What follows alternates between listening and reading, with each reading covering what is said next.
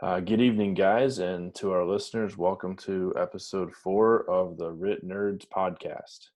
Tonight, we'd like to tackle shortly the topic: when would you do a facepiece and/or regulator changeover during a RIT operation? Uh, we had this topic. Actually, I put this topic up on the RIT group's group page on Facebook earlier this week. We had a good discussion on it and some good comments and feedbacks. But Ron, you want to kick it off and give us some thoughts? Yeah, one, I think to be able to accomplish a either regulator change out or mass change out, we need to understand why we're doing it, and if it's really the most effective thing that needs to be done to give that down firefighter air. I think that comes in the previous conversations we had with how far are we into the building, what's the environment we're working in, and do we need to move the firefighter before we give them fresh air? I think once we tackle those couple questions, we can move to the face piece question. Training comes into this pretty big. You need to be very comfortable with using a gloved hand and knowing where your release is, your downing switch, your purge valve is on your regulator, and being able to manipulate those with that gloved hand. I find a lot of times guys can't do that on their own face piece. How are they going to do it on somebody else's? And then obviously making the decision. We need, I've always said it before, we need thinking firefighters. We need to know what they're actually trying to accomplish and why they're trying to do it, not just to do it. So it That's comes out of a lot more questions than just our basic. That's a great point you make there, Ron. The thinking firefighter, and we need to know when to do this versus just, oh, we're going to do it. When I came into our department 12, 13 years ago, it was a skill that we were practicing. Our RIT bags did carry an extra face piece and an extra regulator in it. But the question of when would you do it really was an ignored question. It was the throwdown. If they have a face mask problem, we're going to do a face piece changeover. Right. And there wasn't a lot of thought into the conditions, right? What are the conditions around the firefighter that needs it? And what's the condition of the firefighter that needs it? Are they even, can they talk to you? What's going on with them? And over the last few years, we've dug into some of that in trying to create that thinking firefighter. Like, you're bringing equipment with you, but it doesn't mean you're going to need it. And that's a big point, because we had people training on doing the skill itself is a great skill, but if I'm unconscious and my face piece is failed in a positive position, meaning the air is flowing but they can't stop it, well, that's what's keeping me alive. Give me some air and let's get me out. If you take my face mask off, like you said, Ron, they need to be competent and capable to be able to put it back on. And even competent and capable firefighters that have practiced that skill numerous times and have that confidence, there's still going to be a failure rate. And that failure rate, meaning if they fail, you're not going to give me air again. And the air is the one thing keeping me alive at that point. So Right. I like the points that you're hitting a few, in the beginning of what you started to say was, where are they in the building? What's the emergency that they're having? How far are we from an exit? And then can we compartment? Those are some of the questions that I like to think of in that situation. I definitely like the can we compartment. I don't think that's touched on near enough. We talk about it a lot in regards to like VES and search, or even our own firefighter survival training. stuff breaks loose, you get in a bad way, try and sue yourself off. But in regards to RIT, that could be a potential, right there. Hey, do we have time to, go one room over where maybe a little bit better of a, safer haven, and, hey, let's dissect this thing and figure out exactly what we need to do in maybe more of a tenable area. So I think that's a really good point you made right there. Yeah, I think once we address our situational awareness and we're comfortable or okay with having the time and actually doing the regulator swap out or the mask swap out, as long as we're comfortable there, let's move forward and definitely go for it. But that person on the air and that air position needs to be on their game that day. There's some things that also come into play in the mind, and I still try to throw this question out whenever I get the chances. What do people do with the helmet of the downed firefighter? I mean, my personal opinion is remove it and leave it.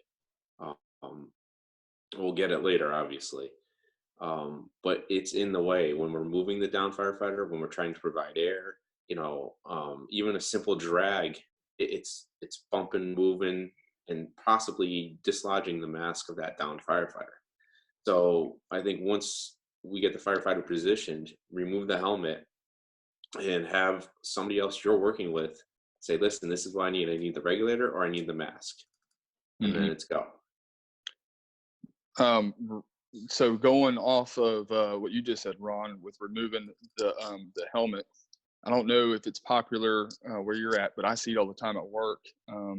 And I actually used to own one, but a lot of guys are going to the aftermarket, chin straps, right? Some of them are, thicker leather, and a lot of them that I've seen are just the chin strap with just a postman slide, and so Right. there's no buckle on the opposite side. So if you got somebody that's cinched down, and usually those tails tend to be fairly long, and with good reason, so the chin strap the mask can go through the chin strap upon, masking up before entering, all that good stuff. But there should definitely be a contingency plan in place as far as, do we have the proper cutters in our RIT bag? Is someone carrying proper cutters? Is someone carrying a dive knife, like a blunt end knife? Because if you go trying to do a small motor skill of trying to locate that postman slide and the chaos that is a RIT situation to try and loosen that strap up, or you're trying to feel for a buckle and it may be I can't find the buckle, or because I'm so jacked up and there's so much going on and I got people yelling at me, past devices going off, other crews are coming in saying, hey, what the hell's going on? Or it may be the fact that there is no buckle there to release. It's an aftermarket, leather slide with just a postman slide on it, aftermarket leather chin strap, and there is no buckle to release. And that's going to have to be cut before we can even, get the party started as far as, a mask changeover goes. So just another thing, to throw into the mix. That's a good point. Right. So we've had a couple of guys that actually, the guys that don't have the buckles, right? So we just have the postman slide. We've had a couple of guys be like, oh yeah, I'm good with my gloves. Knock it out. They locate the postman slide, unzip it, right? Cool deal. Now you got a big chin strap. And where do we always typically go whenever we unbuckle the down fireman's helmet? To the back, right? Yep. So you don't have a buckle to unbuckle now, but you've successfully freed the tension from the helmet onto the fireman's head. A lot of guys are going back with the helmet, right? So what do we have now? This choking hazard. Choking hazard. It's still connected, and you're going around corners. The helmet's, back here. It's getting caught up on shit. So we started, trying to, hey, let's just, no matter if it's a buckle or no buckle, helmet's always going forward into the lap, out of the way. So I don't know if that helps you or anything, but that's just something we're messing with, and I just want to pass that on. That's a great point, man. It's not even something that's in my thought process. Those chin straps, we don't have a lot of them at work right now, but I know they'll be coming, I'm sure. And that's a great point. Thank you. Thank you. Yeah, man. Honestly, I never thought about cutting the chin strap. I'm always for taking the helmet off, but I tend to find the buckle and I get lucky. You know what I'm saying? But yeah, absolutely. Never thought about cutting it off. So that's something I'm going to add into my my little tool cache. So thank I, you. Taking a look at Project Mayday, the face piece problem takes up 11.4% of the air problems found with Mayday firefighters. So, I mean, it's not a small percentage, but it's not a large percentage. We just need to understand that it does happen. The rest of the problems we see is low air, out of air, obviously face piece problems, and then regulator issues. Hey, I'm not Ron, sure. what was that Yeah, percentage you threw out real quick? the one I got is 11.4 for face piece problems. Yeah, I just want to clarify for people listening. So the air problems, out of all of the Maydays that they collected, air problems made up 16.6%. And the face piece problem was 11% of that 16%. So if we actually look at the numbers of instances, on the career side, Project Maydays collected 5,878 close calls or Maydays, and the face piece problems takes 105 of those. So it's Mm-hmm. actually a really low number, which is encouraging. Right. And then, Which is beneficial. yeah, oh yeah, extremely beneficial. That, and then if you add in the regulator problem at 5.1%, you have a combined Yep. total of that topic, face piece or regulator problem, of 152 instances. And I ran the numbers. When you compare that as a percentage to the entire list of Maydays, it's 0.025% of our Maydays that they've collected are coming from face piece and or regulator problems, which is a very small number. Yeah. and Now, and while that is a small number, and James, like you said, it is encouraging to hear. All the more reason to be even more proficient at doing that skill or that task. I couldn't agree more. When you look at the Maydays, right? Not all Maydays are created equal. None of them are the same. And when you look at a low air Mayday, which is the majority of air problems that they've collected, bringing in 62% of the air problem Maydays, that's not life or death at the moment that they call for a Mayday, right? It can be if we don't handle it, but the face piece problem, the regulator problem, has a much higher chance of being a life or death, and then not being able to supply them with air by just plugging and playing, right? You have to replace something, possibly. Right. Yeah. So while it's a very small percentage, it's still a very high risk, right? And if you are not competent in that skill, there's a very high chance of failure. Right. And it all depends on what pack you're running. I know Scott's fail in the open position, supposedly, but I don't know about Traegers or MSAs or any other packs that are out on there on the market. So understanding really how your pack and your RIT pack work, are another key element to knowing where to put the face piece. If you have a bump style regulator, if you have the netting with a little pull tab in the back, or if you have a homemade setup, all these little things. Those are all really good points. I was actually trying to pull some numbers. So in 2016, we ran a competency, I guess we just call them competencies, but we run the majority of the county through different skill set evolutions. And the face mask application was one of those evolutions. We had just switched over to the Scott RIT Pack 3, and with it to the new face mask that came with the RIT Pack, with that tab and the very small netting.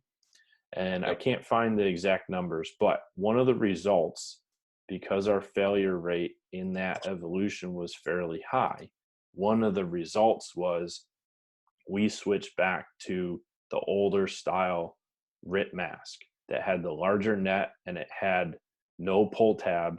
And we moved forward as a large organization. We moved forward by saying we are going to put the heater hose in the netting, and we're going to keep it there. Previously, certain companies would do it, some wouldn't. Everybody's RIP pack was a little bit different, but running through the competency and seeing where our failures were, knowing that there were some solutions to make those problems start to go away, or at least make it easier for the crews completing the task. We were able to take that data and fight and push and say, hey, this new mask, we don't like it. It has a high failure rate. We're able to successfully complete this task a lot easier with this older mask by making these 2 changes to it. That's awesome to hear. To really have a new product come down the line and then have a whole department switch over to something that they want, that of this is the way it is. That's pretty big accomplishment for you guys. Oh yeah, it took Kudos. It took a little while to get done, but nothing happens fast, so just knowing that if you're making the good argument, you've got your data, you feel like it's the right decision, then you fight for it, and it takes a little time, and we're able to get it done. And thankfully we switched over, and now it's a little easier to complete that skill. When Scott switched to when we bought our new packs, we switched to the 5-point face mask that has the very small netting on the back. And that was one of the major issues we had with that skill set, with applying it to a down firefighter. And going back to the big netting changed that drastically. We ended up coming up with 2 methods that we were teaching with the small netting, and just labeled them your primary and your secondary method. The primary starting with the netting pulled over the lens of the face mask, so you had to clean back. And the secondary method was, we had so many failures that we had to be able to reset. But to reset that small netting to the front side of the face piece in 0 visibility was very hard. So we basically had to say our secondary method now will be, you failed the first time, the net's already on the back side, on the seal side, so we have to get the net. And the way I can describe it without having any pictures was by holding on to the front side of the face mask at the regulator and getting your gloved hand in between the seal and the net, and then pulling apart, you spread it out, and then slipping it and dropping it over the unconscious firefighter's head. With another person, the person in the back holding them stable, with them holding their head stable, so you could get it over. But once we changed the netting back to the old mask with the larger netting, we almost have very few failures of the primary method when they're at that point. And I know I've talked with Ron before in the past of, at least, where I work full time, of RIP bags being set up differently, even so much so to day-to-day operations. Whereas you may open it up one day and you have your small line connection hose inside your mask, inside the mesh. The mesh may be over the face piece. The mesh may be rolled back over. Bottom loops may be tight, top one's loose, a plethora of things, especially where hoses are stored. For a while, there was one shift, I want to say, that was taking the EBSS connection hose, and they were running it exterior from the bag. We have the RIP pack too from Scott, and they were taking it and putting it in from the interior of the bag and putting it into an exterior compartment, one of the 2. You have the small and the large. They were running it into the large exterior compartment, and then they put some 550 cord with, like, a big knot. That way you can grab it, but then again, it's exposed to elements that rides in the compartment all day. Grit and grind gets down to the fittings. So it's pretty cool that, I know Rome wasn't built in a day, but that's pretty cool that y'all have it to where at least it's standardized and everyone's familiar with. No matter if I go to engine 1, 2, 3 and pull their pack off, I know it's going to be the exact same setup as mine, right? So I don't even have to, really familiarize myself. Whereas, like, if I go on a job today or wherever, and just we had a fire the other day, last tour, I was across the border right on rescue, get there, get assigned RIT, working fire, grab my RIT pack. We have a small battery rotary saw, grab that, hook, bar, shoot up, get to the primary engine that's, pumping the 2 lines, and I'm grabbing their pack. So now I got 2. And I go take a knee, check them out, make sure they're all good, and they're completely set up 2 totally different ways from our pack and their pack. So it's a mess. But what do you do? Yeah. You get with James and see Yeah. what he And did. well, we standardized some of it, but it doesn't change the fact that some people like things in different pockets, and that happens all the Sure. time. Yeah. So, Right. what we try and teach and our initial RIT is our 4th engine on our assignment. So we try and teach to the recruits. Thankfully, we have some days in basic training with them, and we teach them, like, look, when you pull the pack out, you need to open it up, take a minute, familiarize yourself with it. If there's any small changes that you want to make really quick, make them. Yep. Close the pack back up and be ready to go. Now, that doesn't stop. We also talk to them about, look, you may be en route and the Mayday goes out, and as soon as you get to the scene, you're grabbing and moving. So you have to know this thing inside and out in the dark with your eyes closed, meaning that if things are set up differently, you can trace it back to where things are connected. Where's the low pressure side? Where's the high pressure side? Where's the mask? Where's the regulator? And you have to understand what each piece feels like, so you can search for it in that bag in the dark and find that thing. Circling back around to making actually doing the task, right? So what do you guys think about back to the beginning, we were talking about the thinking firefighter and knowing when you would actually do this skill.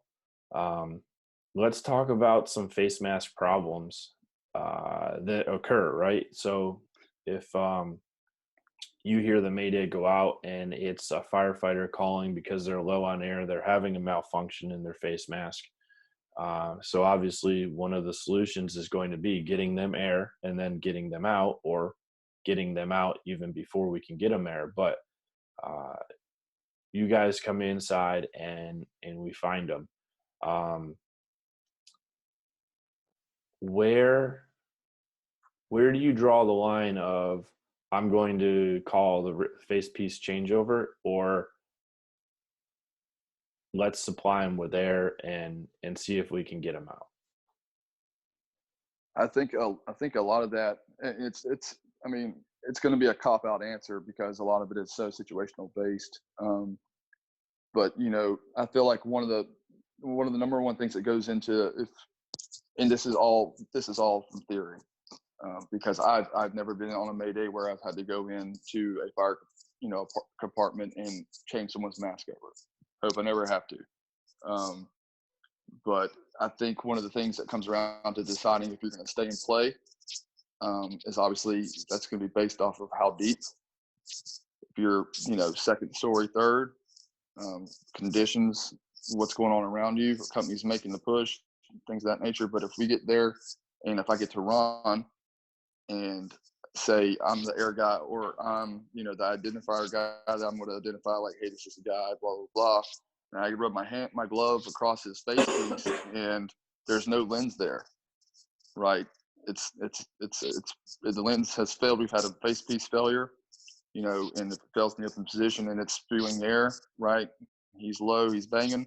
I feel like that dictates, like, hey, like, we need to go ahead and call this play from the playbook and put it in action.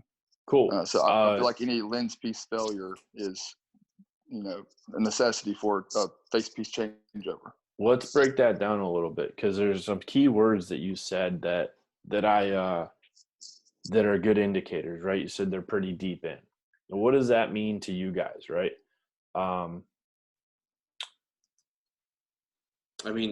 Pretty deep in, it refers to either a commercial building or one of my standard residential homes, like Razor Ranch, a Cape, 2 or 3 wood.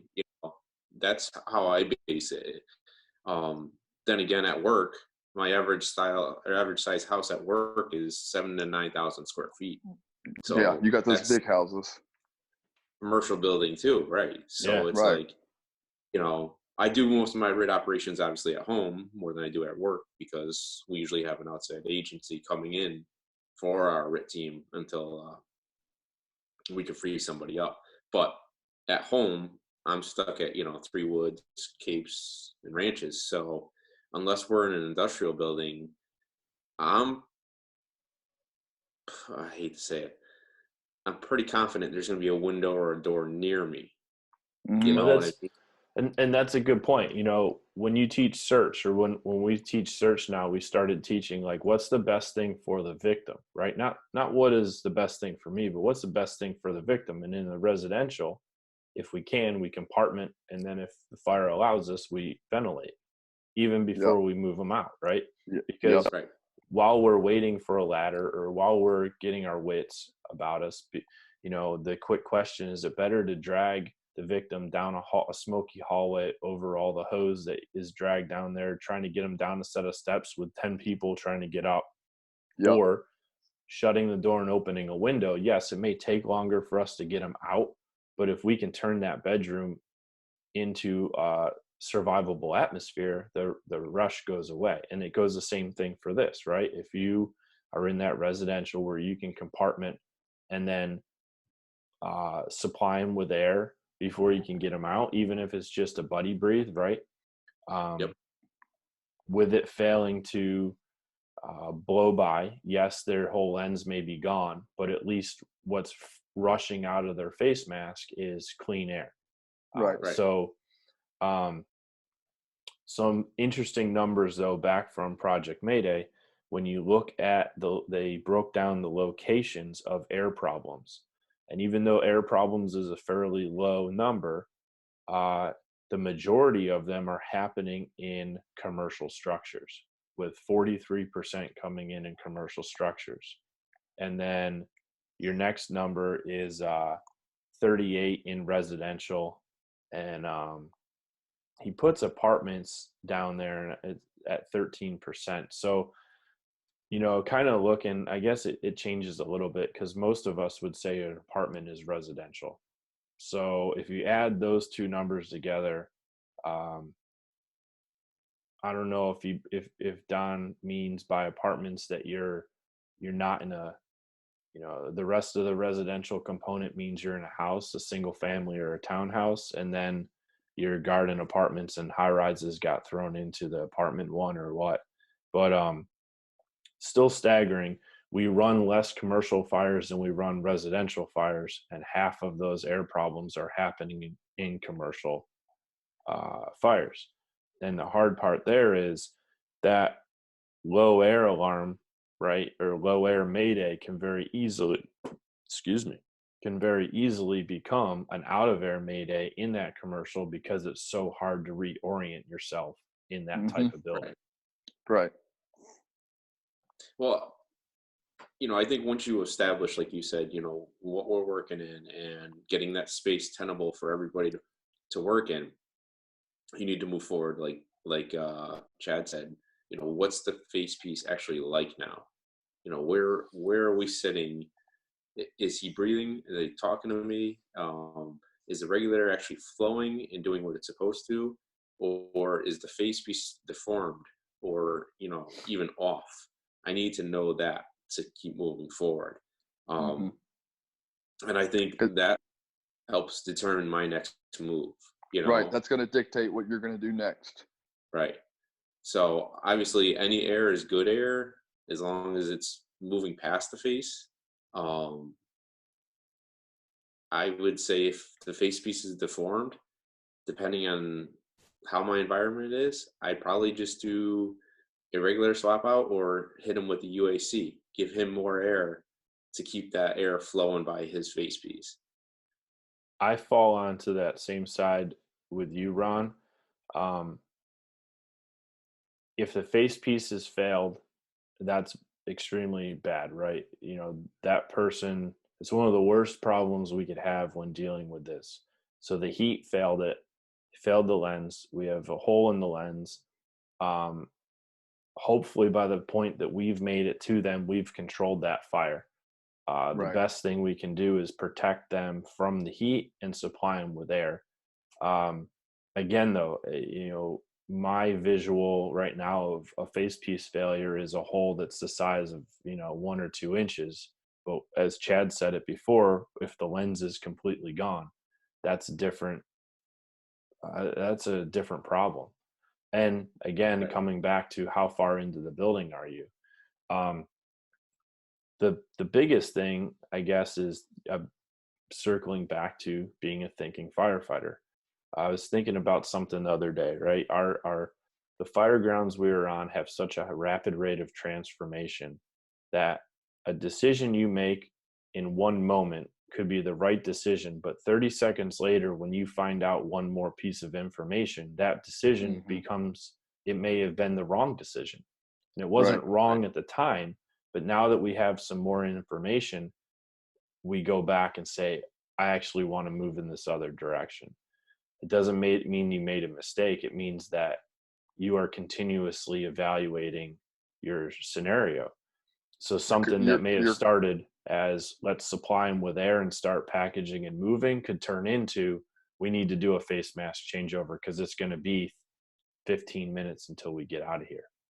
and that's what I feel like a lot of it boils down to is decisions on the fly, being able to make that call that audible if need be.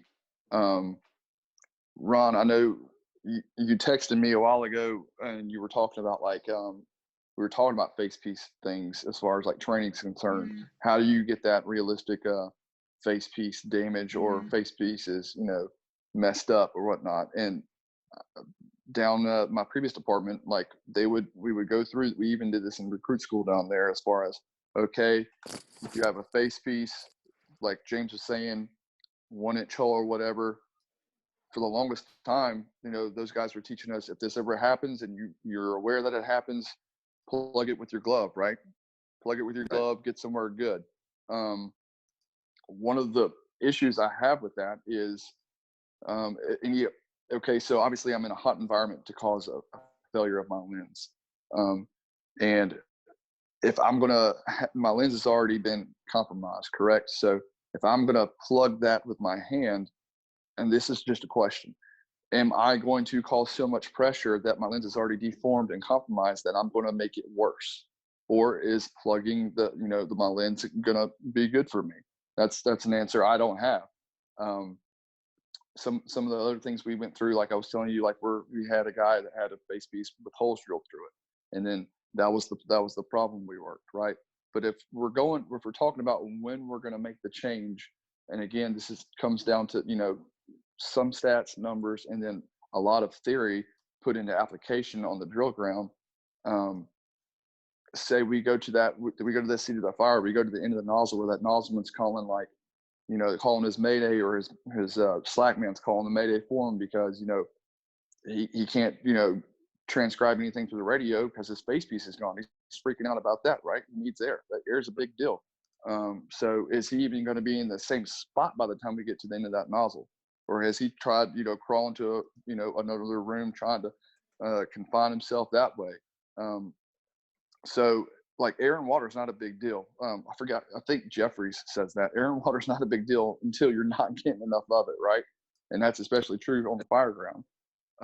So another element I think that goes into that is, okay, like James is saying, we got to be ready to call the audible. Totally agree with that, and that's a good way to put it because 30 seconds before it might have been a good idea, but now that we've gathered, like he said, 2 or 3 pieces more information, crap. Well, that was probably not the right call. Right call at the time, not the right call now.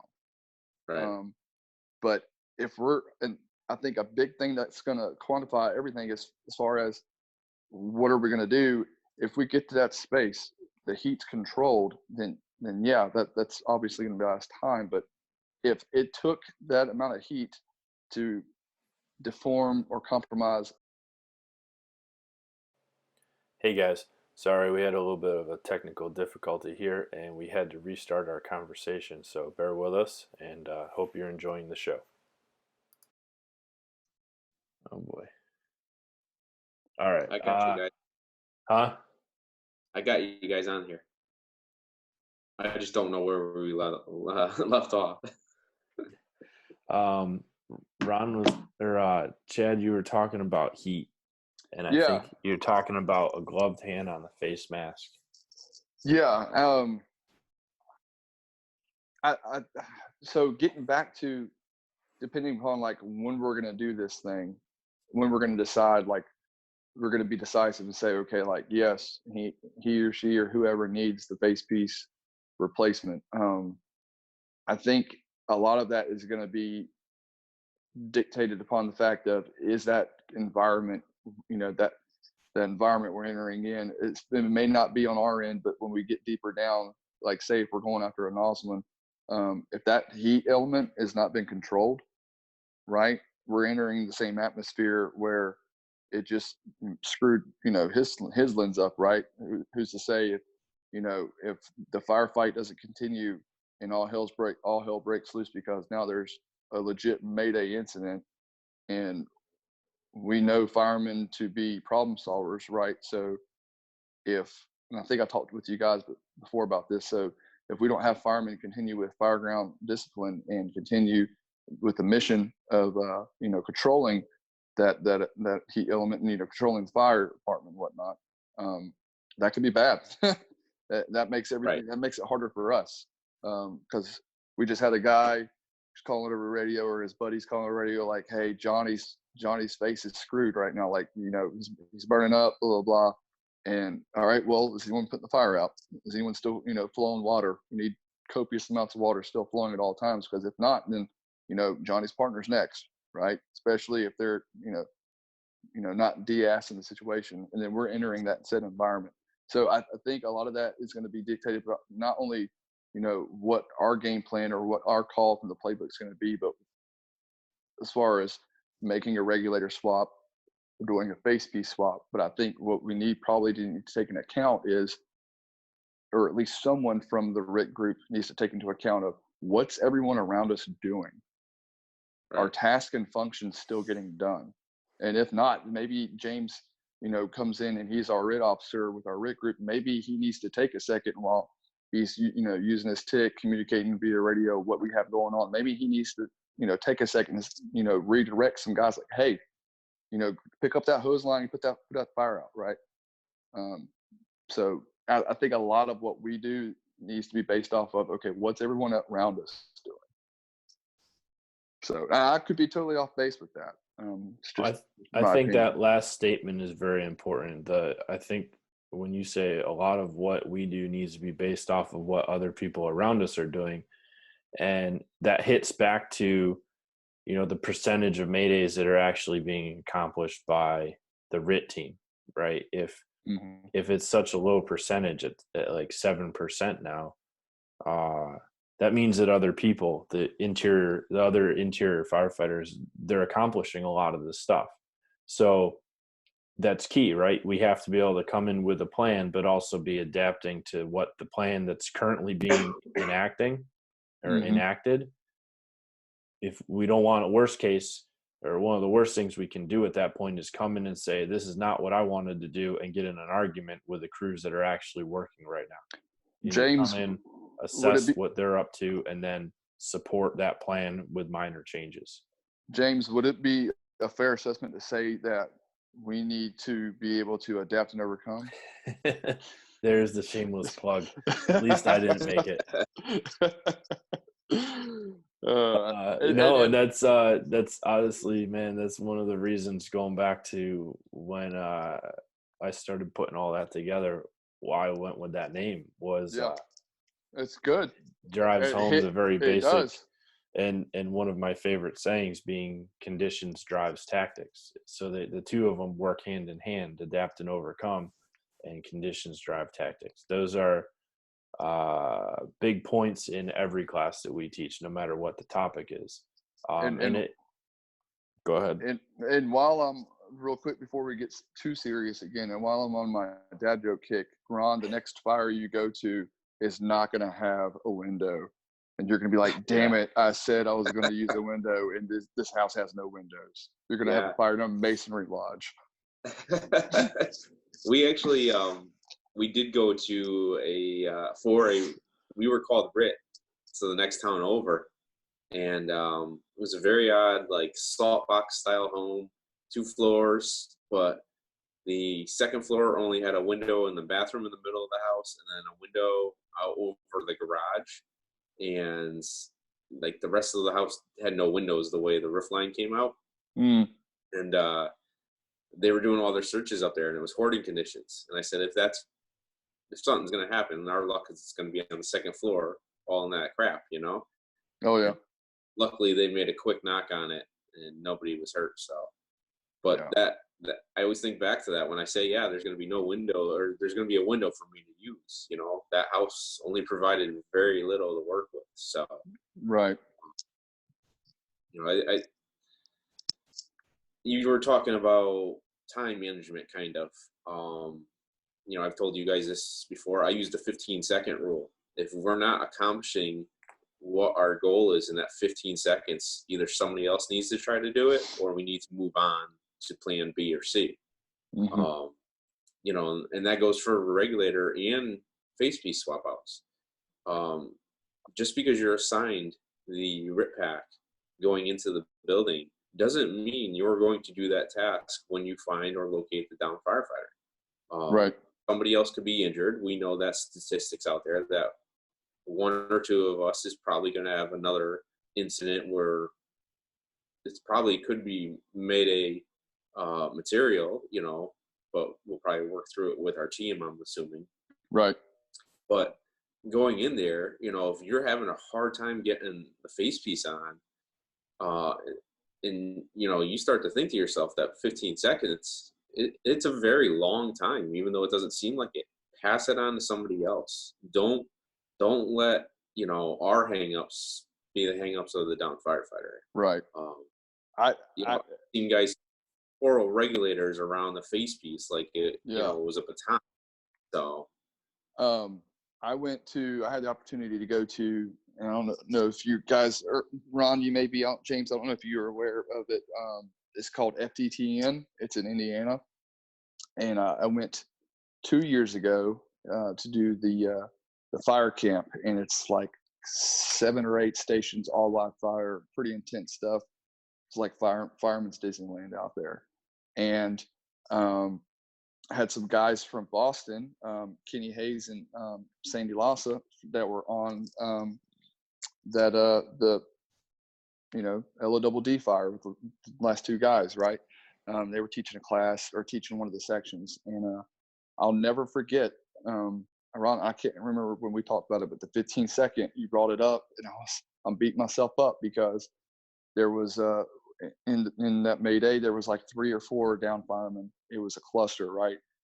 My group, we made it to one. I was their air management guy, and we decided, okay, dude's face piece is fine. We're gonna do a regulator swap, right? And so from what I could feel, obviously he had no visibility, high heat, and I just wanted to get under the floor. I didn't know it was warm. Let's just put it that way. So it was obviously hard to focus, and I'm thinking, man, I want to get under this floorboards. I'm freaking burning up.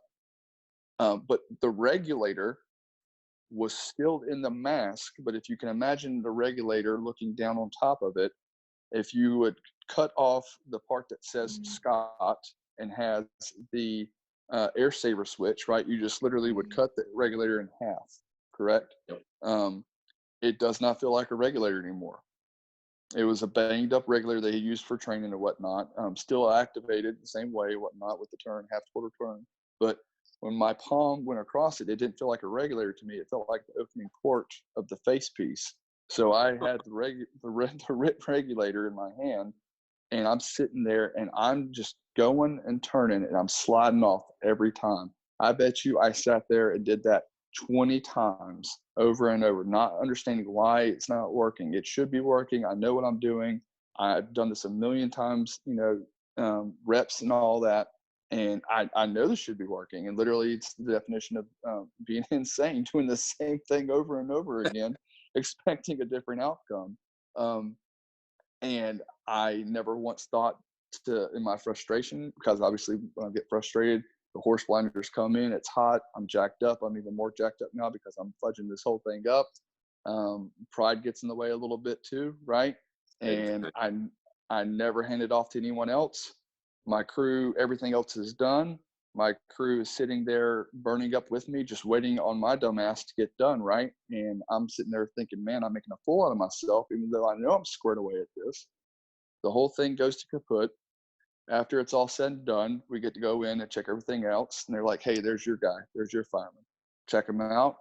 Mask is deformed, right? Regulator is in there. The regulator's busted in two. So it's cut directly in half. Air Yep. saver switch is gone. The Scott label is gone. It didn't feel like a regulator to me. But there again, I sat there more than 15 seconds, probably a few minutes, and cost a lot of time, got nothing done, and everyone, it was a low air alarm Mayday for us because we had to exit as well. So I totally agree with you about the 15-second rule, especially in a RIT situation. And I'm man enough to say that more or less pride got in the way on that run, on that drill. So that's a very good thing. I feel like you added to the mix here. I'm sorry for the story time, but I feel like it was appropriate. Well, So it's actually, you bring up a good point, because that's how we develop training scars. Instead of coming out of there, like, from what I could tell you did, you guys reevaluated what went on, why it happened. Um, I'm hoping that nobody jumped on top of you and created. no, absolutely not. It's a total it's a boot camp, but for learning, not for being dogged down. Yeah, so it worked. So the benefit of it, is obviously you're gonna find a better way to do that task at hand. Too many times we see guys just get so beat up about what just happened, they lose off focus, and then we lose them for the rest of the class, unfortunately. Right. Um, Sorry, just kicking off, because I've seen it happen before, and Yeah. it's unfortunate. I could not believe in my in a million years that that a busted regulator still in a mask port on the face piece port would feel so slick, and it would just feel like nothing's there. And you're like, you had the right idea. If you would have took that regulator out, one of the 25 tries that you tried, it would have stuck. But they were like, you got to take his regulator out first. And I was like, man, I didn't even feel like there was a regulator there. And they were like, yeah, it fits pretty flush when you have one that's broken like that. So I will, for now, forever, I will make sure I insert the fingers into the face piece. I want to make sure there's no regulator there if I ever encounter that again. But that's yeah. a really good story, man, and I'm glad you shared it, because a number of reasons. One, the 15-second rule, I agree with you guys. If things aren't moving the way you want them to, the task may take more than 15 seconds, but if we're making no progress in that 15 seconds, then we may need to shift either people or the task that we're doing. But two, like Ron said, training scars, an open training environment, and I've only heard positive things about Fire Department Training Network. If I'm going to be spending money to go out and get some outside training, which I'd gladly do if I can find the time and the spare money, it would be out there with them. Yep. But we're always looking at how can we make this skill more realistic? How can we train better on this skill? And that's not an easy one to accomplish, but that's a good one. We've identified one. Hey, do we have some old regulators that are broken up? Can we break them up? Can we put them in place? And then say, hey, Chad, that you ended there with a good point. Like, how do we identify? You thought it felt like an open hole. Well, I'm going to put my finger in the hole and see, am I getting resistance, or is my finger going in to touch the face? But coming up with a couple items that we can say, hey, when you're going to assess, you're assessing these things. We're always teaching, airway breathing and that type of stuff. Are they breathing? Can you hear their air flowing? All those types of things. But when you get your hands on the face mask, are you really feeling for the regulator? And are you feeling for the hose where it connects? And again, even if it's just when a department runs mutual aid with another department, a dragger versus a MSA versus a Scott, if you're not used to playing with each one on a daily basis, they feel completely different. Oh yeah. Zero vis, high stress environment, it's going to be different. So no, your story is great, and thank you for sharing it. Oh, anytime, man. I got tons of stories where I have muffed something up pretty huge. Well, So, on the note of trying to keep us under the hour time limit here, I'm just trying to wrap this up in the next couple minutes. So if sure. there's some big takeaways, one is the 15-second rule. We all kind of agreed there at the end that Ron hit the nail on the head with the 15-second rule in whatever it is that we're changing or trying to do. I'm trying to rack my head on the things that we talked about and come up with a definite, this is going to be a face mask changeover and this is not going to be one. And while we're trying to stay on the lines of, you need to assess your situation, continue with your, I like to say we use the OODA loop, the observe, orient, decide, Right. act, decision-making cycle, because of how simplified that it can be when you're trying to explain it to somebody, that you're constantly analyzing your scenario. So just I'm going to run down a couple of things real quick here and we'll kind of knock them out. Face piece is already off. They're unconscious. Breathing versus not breathing. That is one where their face piece is off. So we're already in that positive, not positive, but we're already in that. This is a positive indicator for a face piece changeover. They are lacking a face piece. So the next question is conscious or unconscious? Well, if they're conscious and talking to you without a face mask, then we that's a good thing, right? The atmosphere is not that bad. We still need to protect and get them out. But that's an easy answer. They're going to help us get a face mask on. They're probably going to be digging at you for a face mask. They're going to be compliant. Yeah. Unconscious. Hopefully they will be compliant. Hopefully it won't be a Brett Tarver. Yeah. And thing where that's fighting you. Again, that's another rabbit hole we could go down, is the person fighting you. You have, it's the drowning victim effect. Right.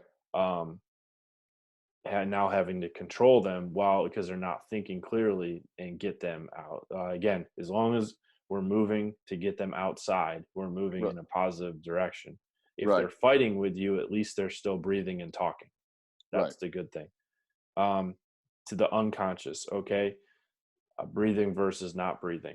Either way, we need to get them outside.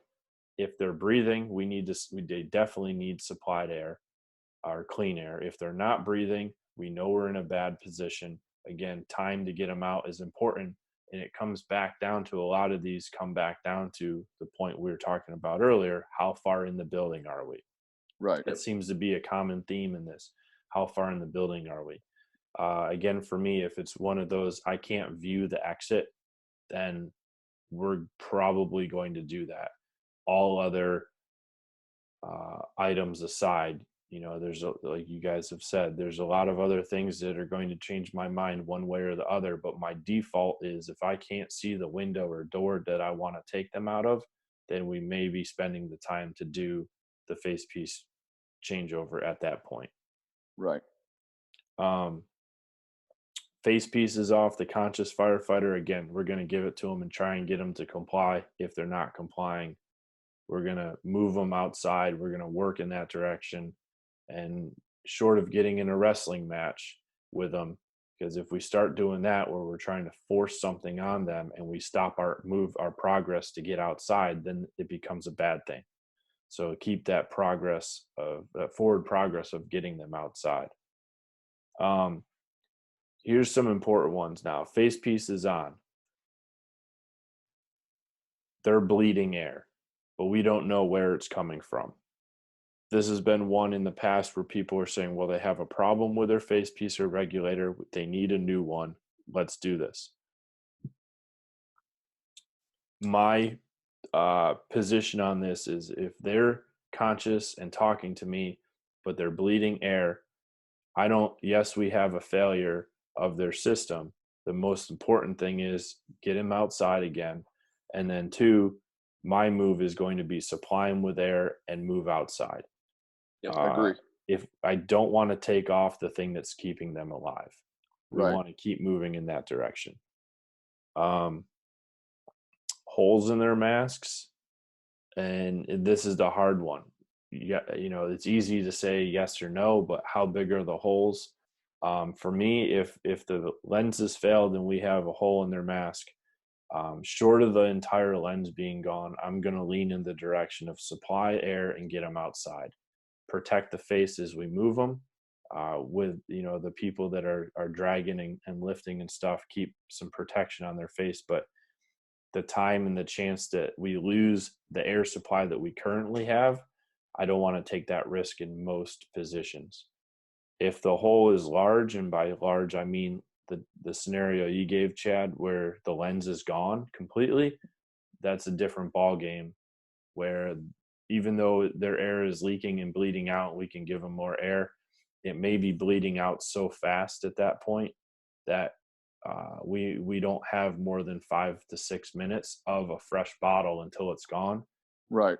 2, is that bleeding air actually going over their face, or is it bleeding to the atmosphere before they even have a chance to breathe it in? Right. So that's where I would tend to fall on that. Yeah, absolutely. And I think it would be at least worth a try in some regard, especially if like the environment has been cooled or whatnot, and we're not under these intense, delusions of grandeur we always dream up and drum up of. We're performing a mass change and under like wild flashovers over top of us, and it's this cool photo opportunity. Like if we got like a pin size hole and we're leaking air, like if the guy's with it, and you can hopefully calm him down while like maybe Ron's hooking some air up to him, be like, hey man, I want to take your hand, put it over your face right here, like just put it over your face piece. It's cool, we got you, we're gonna get you out. Or maybe even a RIT team member can do that, depending upon what size hole it is. Now obviously if you're still in that compartment where it's high heat and it's not being controlled, and if you apply pressure to that face piece, it's going to make it worse. I don't know. That's a catch-22. I haven't been in that situation. I don't know. Right. But so I can't answer that. But I think no matter what we do, it always comes back to our location in the building. That's going to determine our time frame on any of these evolutions or scenarios, if you will. And hitting them with the UAC and having a little pinhole, I'm cool with that. Like cover it up, free flow, but get that UAC in them and leave it hooked up. Yeah. What's it? Yeah. Let's boogie. Yeah. But for me, every scenario we discuss, the first thing I go through in my head is where the hell are we, and where's my closest exit. Mm-hmm. And I want to say I would do this or I would do that, or hopefully this would work or hopefully that would work, but we all know that doesn't. Just look at Brett Tarver, like you said, Chad. He's the whole thing. It's just mind blowing. Him returning or running away and fighting and stuff like that. So, I think another thing too that, and I know we're trying to wrap up, so I'll be brief, but I think another thing too that is that's happened to me a million times is, and I've learned to start letting it go, but like what we do on the drill ground and what we do in the firehouse obviously needs to bleed over into real world operations and tactics as far as RIT's concerned, as far as anything's concerned. The last thing we need to do in a situation that maybe we haven't been presented in yet, as far as like, oh shit, I'm actually doing the RIT thing now. Okay, yeah, this is for real. This is happening. Oh shit, this base piece has failed. This regulator's failed. Whatever, in regards to any of the situation you encounter, you need to stay disciplined as far as what we're going to do, what we know we need to do, and the last thing that we need to allow to happen is the adrenaline and the entire situation overtake us and allow the as Esposito says, the good idea fairy to come into play, right? So Yeah. that's the last thing that needs to happen, right? In regards to any situations we may encounter. I know we're speaking specifically towards face piece swaps, reg swaps. You like that? That's cool. Reg swap. But we need to obviously be disciplined in our task at hand versus crap, this didn't work. Hey, well, maybe if we try it, like, well, no, now's not the time, right? So we have the steps we know we need to take, and we need to obviously facilitate those in a timely manner, preferably 15 seconds or less. But the last thing that anybody needs, us or them, is the good old-fashioned good idea fairy to swoop down and hit one of us with its arrows and say, hey guys, let's try this, right? Well, I think, in everything that we've said tonight, like you said, Ron, there's only really one common theme, and that's the length, or the length to extricate how far into the building you are. But what you're talking about, Chad, while I completely agree, we want to remain a thinking firefighter. Yes. The good idea fairy can lead us down bad holes. Mm-hmm. However, again, it comes back to the whole maneuver warfare theory, I shouldn't say theory, it's been put in place, but to be able to accomplish your strategy, you have to be good at the tactics, right? Right. So if you have good ideas, or ideas are flowing, if they're ideas of things that we've trained on and practiced and can accomplish in a timely manner, then we're okay. But when we start thinking of these things and when we're not competent in that skill set, then it's not going to matter how good the idea is, because we're not going to accomplish it in that timely manner. I completely agree. Brings us back to the point of, even though the numbers for this type of emergency are very low, it's a skill that we should be practicing and up on, not just your RIT team. And again, everybody's department's a little bit different, but and who fills the RIT role. But in the larger departments, most of us are thrown into that role fairly regularly. And talking with you guys are the same way. It's a basic fireground skill in my book that we should be able to do the face, and I can't talk right now. Well, it's a tongue twister, Yeah. right? It's a basic fireground skill that we should be able to do a simple face piece changeover. And if we can do it in a low stress environment in the firehouse, that's a good start. And then in training, we start ramping up the stress levels and try and bring it into the reality based off of our firegrounds. But the thinking firefighter is a huge part of it, as long as we're up to par with the skill sets that we need to be. Right. If we're not there, then the good ideas, they can come in waves, but we're not going to be able to get them done. That's right. That's a good way to put it. The people that are listening to this, you could agree with us, disagree with us. That's quite all right. We don't know, but what we do know is you have to get out there and try these situations out. Like, black yourself out with gloves on and do a match change out, do a regulator change out, and see if what we're talking about is actually coming to fruition. Like, if you're actually encountering these problems while you're training. And then, like you just said, Jim, it goes back to training. If you're not doing it, you're not going to do it. And that's just plain and simple. So I think, for those listening, just go out there and try it. And then that'll help you start to develop your own plan on how these operations are going to go for you. I think that's a perfect way to sum it up for the night, Ron, and close this thing out. Everything we talked about, it's just talk. Hopefully the things that we're discussing tonight are things that people wanted to listen to, and we hit a couple points for everybody. But it goes back to training. At a minimum, get out, train with your crews, train in your departments, and knock it out. All right. we want to thank everyone that's listening for listening. Thank you guys for your support.